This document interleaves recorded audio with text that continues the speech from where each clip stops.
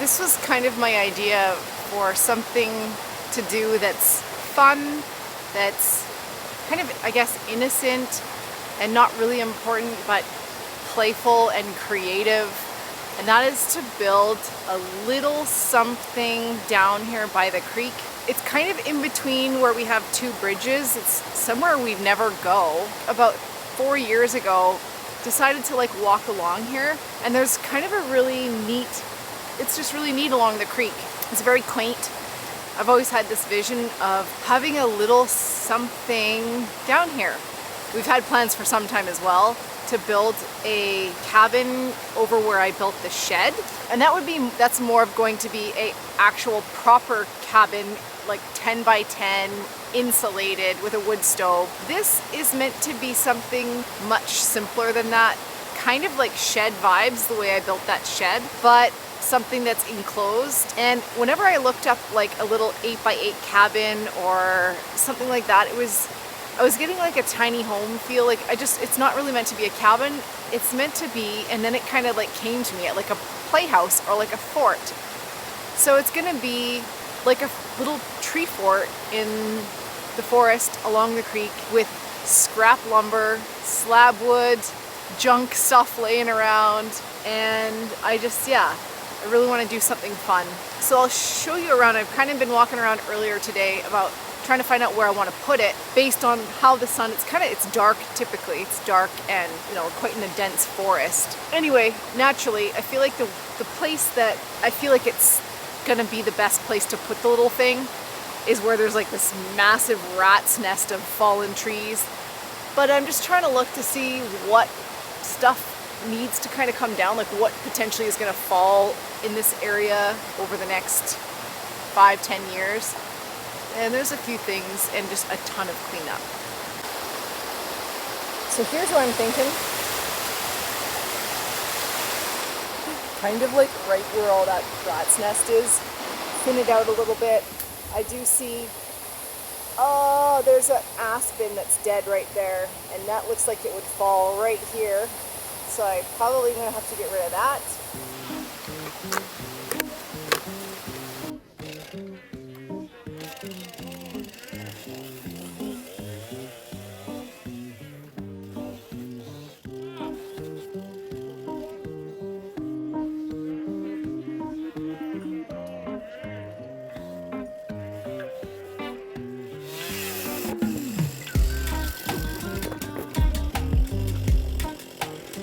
What a bummer when that little tree fell and hit the camera, and the camera fell. It bent my my flip out screen, and this is like the new expensive camera that I bought a couple months ago. To see if I can fix it. It's a drag.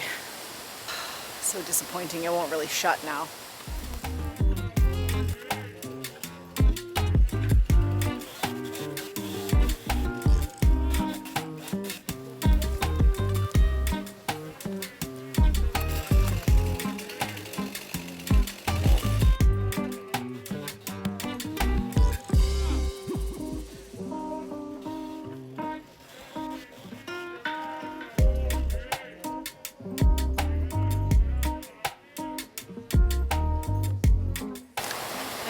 I need a hammer.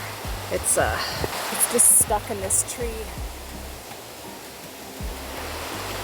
So I'll have to do that tomorrow. But it's already looking so much.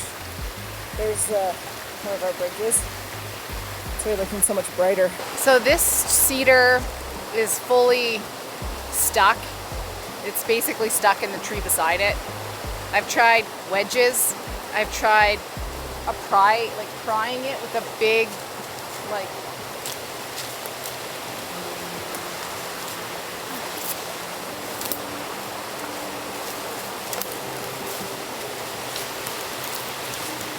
maybe. Okay, let me try.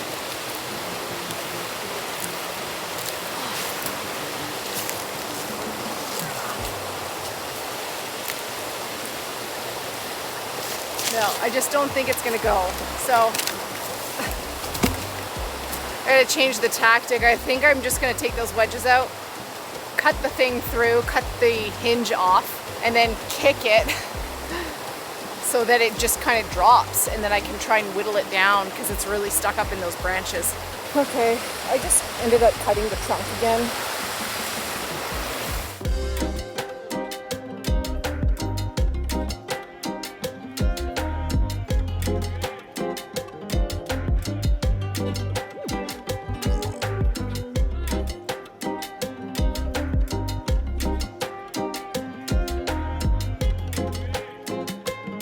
Okay, round one of that clearing, I guess, is done.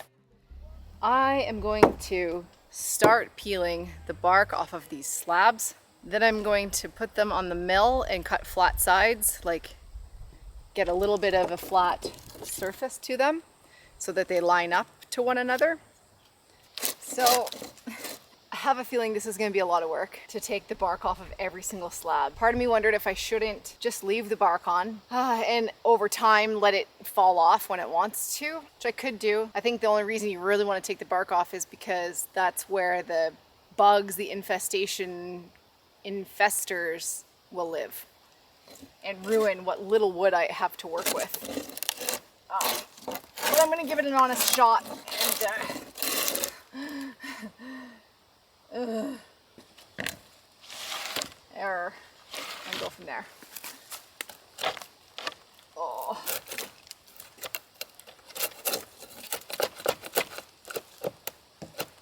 I don't know.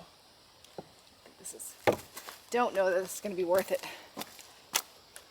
Some of this stuff is really on there. Here's an example. I built these little pallet things for firewood not long after I got the mill, probably within the first year, so 6 years ago. And the bark on some of them I just peeled off actually this year. So you can see it's starting to come off, and actually the wood behind it's not too bad.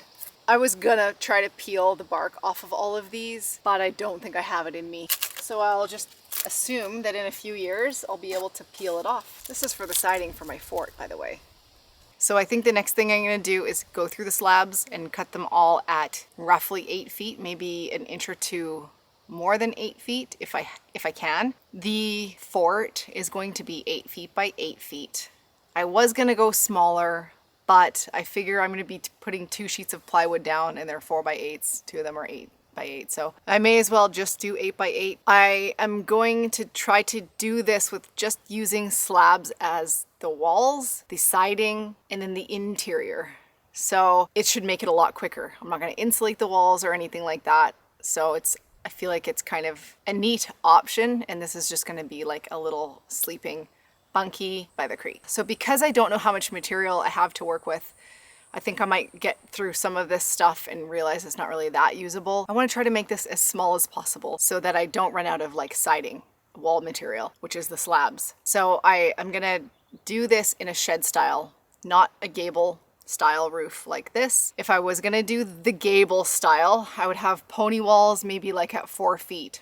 And I feel like I also want a deck out front. And if I have this style roof with only 4-foot walls, you don't have the option. I don't have the option to walk out and extend the deck. I kind of want to have it really nice and high at the front so that the light can be seen. It's kind of dark in there. So I just feel like with the shed style roof, it just is more open to the sky for a small structure with shortened walls. So I feel like I'm gonna do a 5-foot wall at the back or something like that, 4 foot or 5 foot, up to an 8-foot or 9-foot wall. What also will help me with the lack of an abundance of materials is windows. If I put more windows in, I will need less material, less wall material. So I'm gonna look on Marketplace and see if I can't just find some old single pane windows. Yes, I'm going to be using the chainsaw in my shorts because my chaps are down at the creek and it's really, really, really hot. So I'm doing this at my discretion, not suggesting that people cut with a chainsaw in shorts.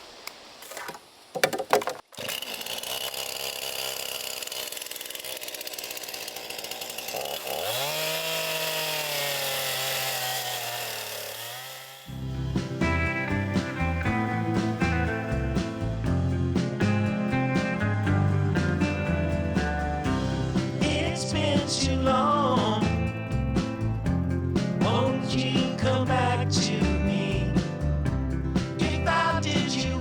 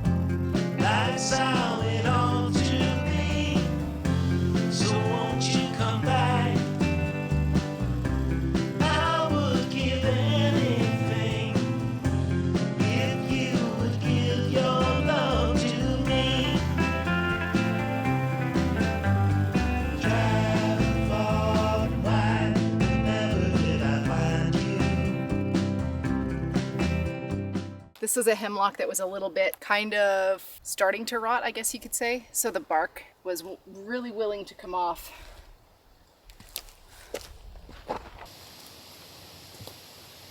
All right, for this part now, I'm trying to think, like, obviously it's more efficient to add as many of these and do them all at the same time. But I feel like I run the risk of wasting material, and I just am not sure if I can do that. Of course I could mill more stuff and I'll have more slabs, but I'm gonna try, perhaps I'll try both, but you know, an inch makes a difference. So I might just have to custom do each one.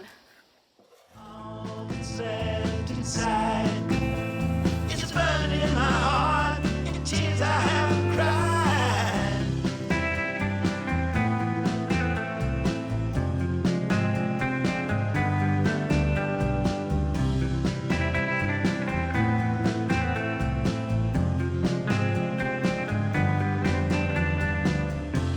I'll do you right. I would give anything if you would give your love to me. Travel far and wide, but never did I find you. All that's left inside is burning in my heart, and tears I haven't cried. I will move on, but not till the day I die. Time to tackle these Douglas fir slabs now. They're a lot bigger and thicker than the hemlock ones. Hopefully they're not overwhelmingly big, but I'm going to cut them down to 8 feet first. 8 feet and 8 feet. Yeah, they're kind of monstrous. Hopefully we're going to be okay. The other thing as well that I'm unsure about is the integrity of these slabs, the Douglas fir slabs that the tree was dead standing for several years. So they're kind of not very good. Like there's a bit of issues like rot, and I see some ants and stuff like that. But trying to use what I've got, I do need to do some more milling. Obviously I need to make posts, like timber frame. It's going to be a little timber frame. So I should have slabs for that, from that. But yeah, I guess we'll just have to see.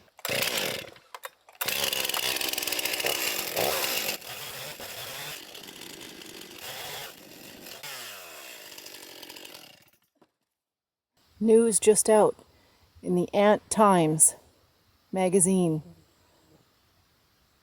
Alert, alert. Invasion of species.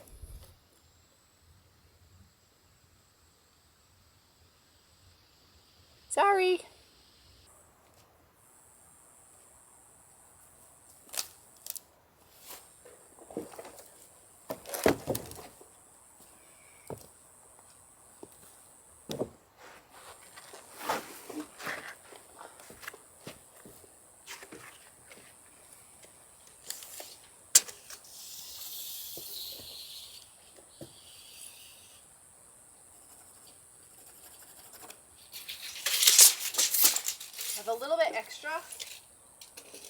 A little bit extra than 8 feet, so I'm meeting in the middle, kind of have like an inch extra for the play.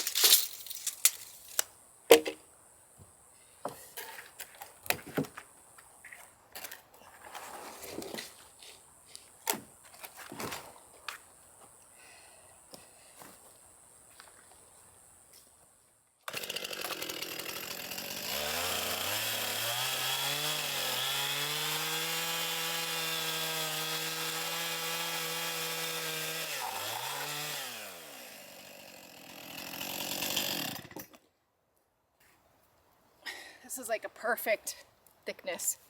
There's one that's too thick, I gotta trim it down.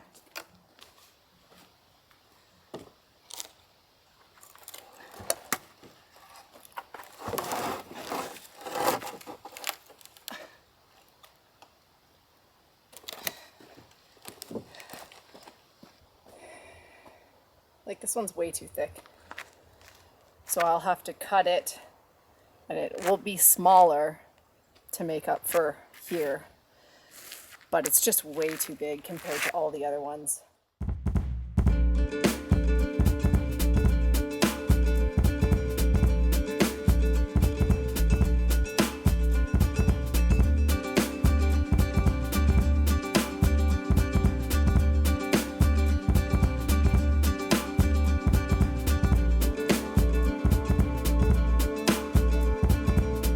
I kind of forgot I had these, so I have two of them. One is not super great, but this is like 11 inches wide, so rip it in half, cut it in half, and I have my rim joists, 2x6 material, so be able to use that. They're like, I think 2 inches thick.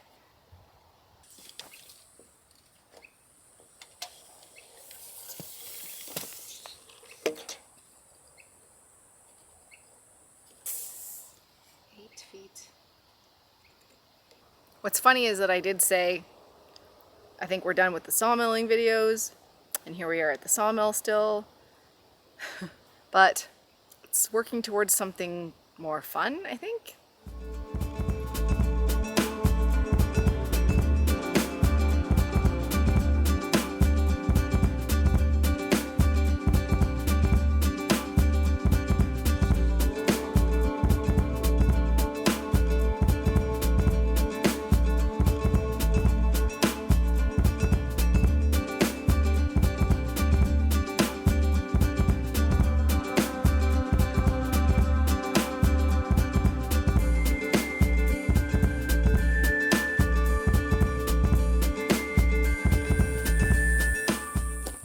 Here are the windows that I bought. There's two bigger ones and this smaller one. I originally saw this one with the lead detail. And then I found those two ones, so pretty big. That'll also help for reducing the amount of siding wall material, slab wood required. Okay, so I got all the slabs done. I have the subfloor material done. I got 3 1-inch like floorboards I'll use for the flooring, that some of those slabs that were too thick to use, like they're just outrageously thicker compared to the other ones. I took 1 inch out of them to make them smaller. So I thought I could use that towards the flooring, and pretty much I got to start bringing stuff down. But I need to clear the trees, and I could get the bobcat in. There's like exactly 8 feet to get in this little spot over here, but I think I'm just going to take that hemlock cluster down because I don't think it's going to university. So it's not like a valuable, important tree. It's not going to grow big. It's kind of in a canopy of other trees, and it's got little cousins and alien friends off of it. So I'm going to take it out of the way so that I can more easily get the machine in for the supplies to come through and up through there, rather than me having to just park the bobcat here and walk everything over. It would just be a lot nicer. So that's the first 2 sections of the bigger tree that came down. I think I could have a plan for those. Okay, it's time for this guy. I think the tree is actually like not dead. I started to take the bark off. I'll show it to you.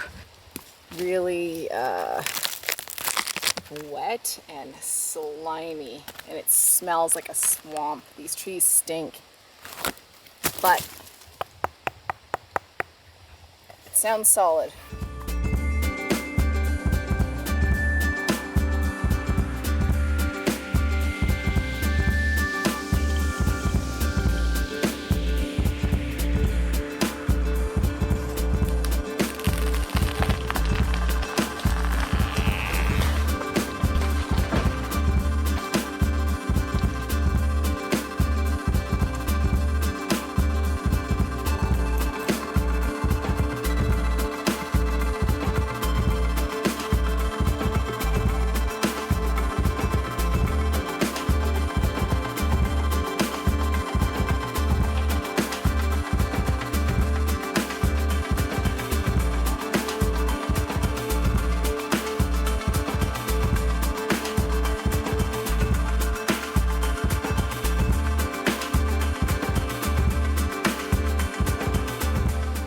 Okay, I got a good chunk of the cleanup done. Unfortunately, I gotta get that dead tree that's hung up in that other little tree down, and I think I should use the bobcat for that. I have 2 more trees to take down, still more cleanup.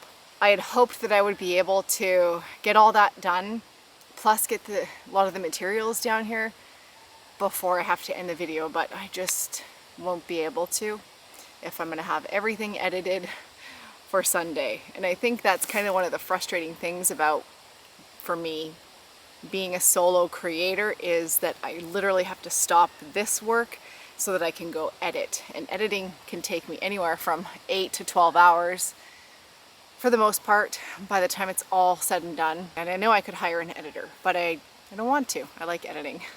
I like having my own quirky style to it. That's gonna have to be it. But whatever is gonna be happening down here, whatever little thing that's gonna be erected over there, it's gonna be cute, you guys. It's gonna be real stinking cute. So I will see you in the next one. Maybe here, maybe there, but somewhere. Bye! Bye!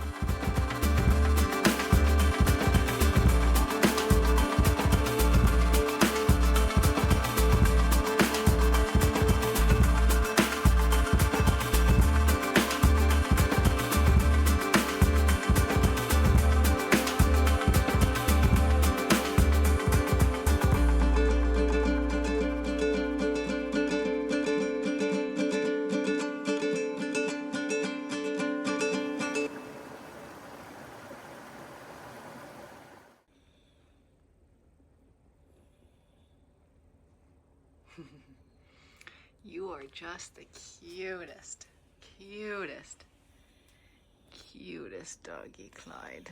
Cutest bear. Oh, my little darling.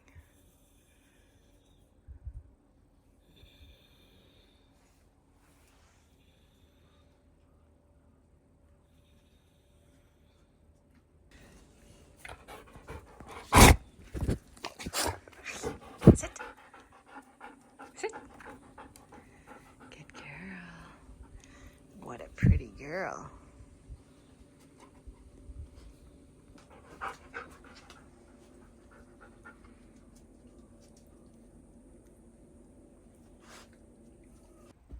Norton. Hi, Norton.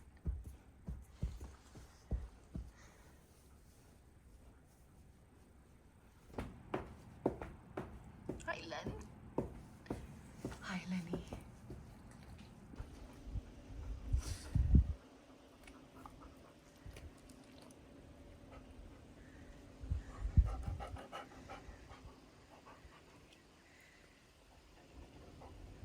Okay, this is what he deserves. There's a bacon wrapped scallop. There we go.